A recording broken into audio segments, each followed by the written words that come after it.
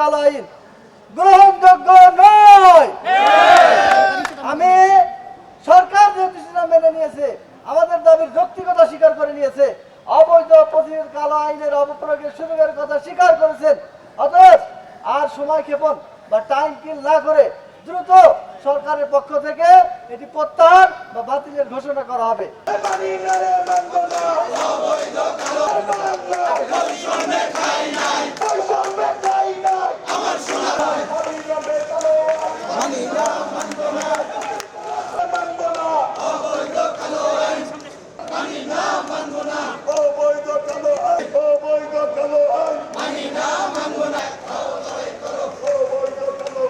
মাত্র 18 লক্ষ কর্মচারী, তাহলে ভুল করবেন।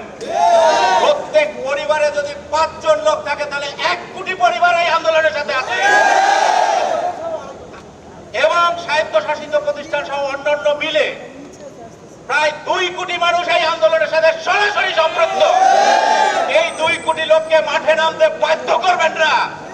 আপনাদের হাতে আর সময় নাই, আপনাদেরকে আমরা বহু ছাড় দিয়েছি। আজকে আমাদের নেতৃবৃন্দ পরবর্তী কর্মসূচি ঘোষণা করবেন।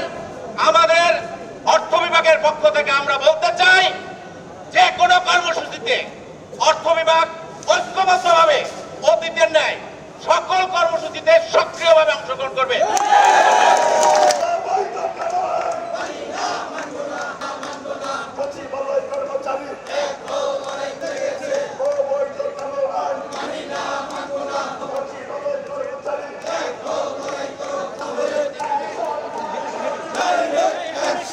সামরিক বেসামরিক লোকজন রেশন পায়, সচিবালয় এলাকা হওয়া সত্ত্বেও, রাস্তার এক্সটেন্ডমেন্ট এখানে হওয়া সত্ত্বেও, কিপ্যাড হয়ে থাকা সত্ত্বেও আমাদের প্রায় 13,000 কর্মচারীকে এই পেনশন দেওয়ার জন্য যে দল বানা শুরু করছে, এটার বিরুদ্ধে আমাদের সবাইকে রুখে দাঁড়াতে হবে। প্রিয় সহকর্মী বিন্দু, আপনাদের অর্থাৎ নতুন আইন কিন্তু এখনো প্রয়োগ শুরু করে নাই। এরপরেও কেন করা হচ্ছে না? আমাদেরকে কেন মাঠে কোন সংশোধন হবে না, কোন সংশোধন মানব না। আমরা বাতিল চাই, বাতিল চাই, বাতিল চাই। অবৈধ কালো আইন, অবৈধ কালো আইন। এরপর আমরা কালকের কর্মসূচির পরে আমরা এমন কর্মসূচি দিতে পারি, আমরা বেছে বেছে যে সমস্ত কর্মকর্তা এর সাথে জড়িত তাদের ফ্লোরে অবস্থান ধর্মঘট দিতে পারি। সেটা একটু ধৈর্য ধরতে হবে। আমাদের আজকের কর্মসূচি হলো আগামীকাল বেলা 11টা থেকে জনপ্রশাসন লাইব্রেরিতে আমরা 2 ঘন্টার জন্য 11টা থেকে 1টা পর্যন্ত আমরা কর্মবিরতি করব।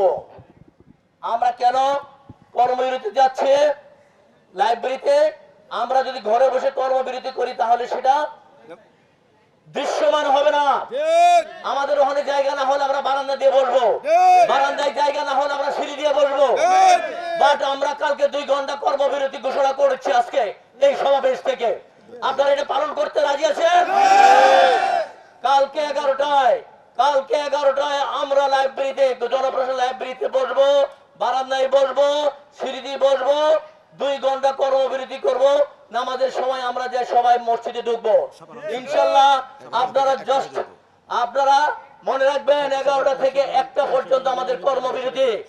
আমরা সবাই এই কর্মবিরতি অংশগ্রহণ করব।